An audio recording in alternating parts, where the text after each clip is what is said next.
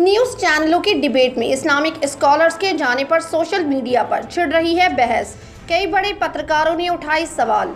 आइए जानते हैं क्या है पूरी खबर।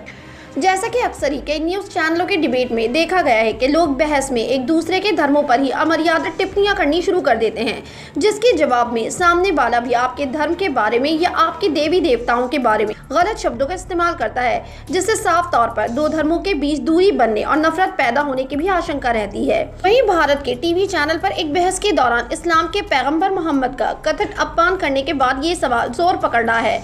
ज्यादातर मुसलमानों का कहना है कि पूर्व अग्रणी माहौल में मुसलमानों को इस तरह की चर्चाओं से बचना चाहिए। दरअसल भारतीय जनता पार्टी के राष्ट्रीय प्रवक्ता नुपुर शर्मा ने वाराणसी की ज्ञानवापी मस्जिद पर आयोजित एक टीवी डिबेट में हिस्सा लेते हुए पैगंबर मोहम्मद पर कथित रूप से आपत्तिजनक टिप्पणी की थी। इस बहस में मुस्लिम पॉलिटिकल काउंसिल ऑफ इंडिया के अध्यक्ष तस्लीम रहमानी और जामिया मिलिया इस्लामी में इस्लामिक स्टडीज डिपार्टमेंट के प्रोफेसर जुनैद हारिस भी हिस्सा ले रहे थे।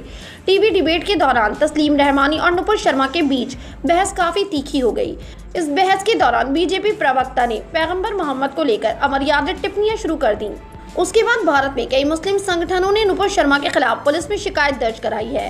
हालांकि अभी तक बीजेपी की प्रवक्ता के खिलाफ कोई कार्रवाई नहीं की गई। इस पूरे मामले पर जहां सोशल मीडिया पर तूफान खड़ा हो गया, तो वहीं मुसलमानों के एक तबके का कहना है कि टीवी पर होने वाली धार्मिक बहसों में मुस्लिम समाज के स्कॉलर्स और एक्सपर्ट को हिस्सा नहीं लेना चाहिए। इन लोगों की दलील है कि टीवी डिबेट में अपनी बात कहने का मौका नहीं दिया जाता। वहीं नुपुर शर्मा के साथ इस डिबेट में शामिल जामिया मिलिया इस्लामिया में इस्लामिक स्टडीज डिपार्टमेंट के प्रोफेसर जुनैद हारिस ने भी अपनी सफाई पेश करते हुए कहा है कि वो इस्लाम मुस्लिम या किसी संगठन के प्रतिनिधि के रूप में किसी टीवी डिबेट पर नहीं जाते, बल्कि वो इस्लामी मामलों के एक्सपर्ट के रूप में जाते हैं। वहीं इस डिबेट में शामिल तस्लीम रहमानी ने भी एक बयान जारी करते हुए कहा है कि वह अगले 1 महीने तक इस तरह की डिबेट में हिस्सा नहीं लेंगे।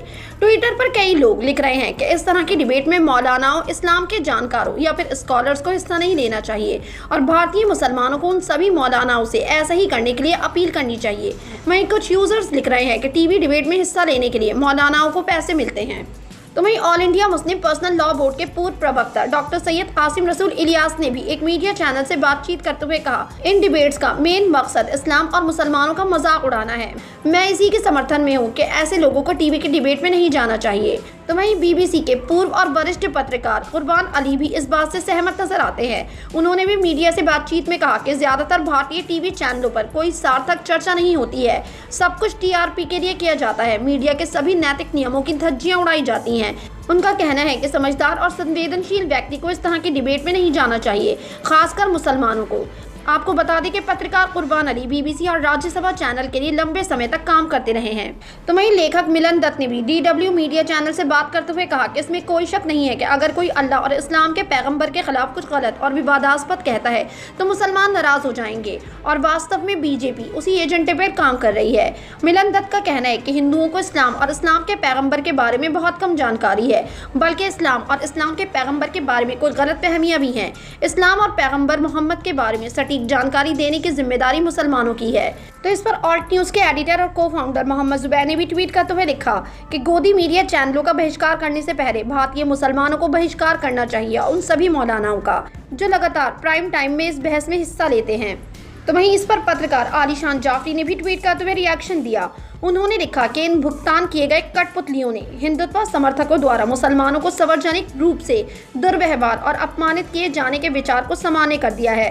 भारतीय समाचार टीवी स्टूडियो में हर रात जो होता है वो अक्सर भीड़ द्वारा सड़कों पर दोहराया जाता है। ये लोग ही मुसलमानों के साथ हो रहे हर रोज अमानवीयकरण बर्ताव के लिए जिम्मेदार है।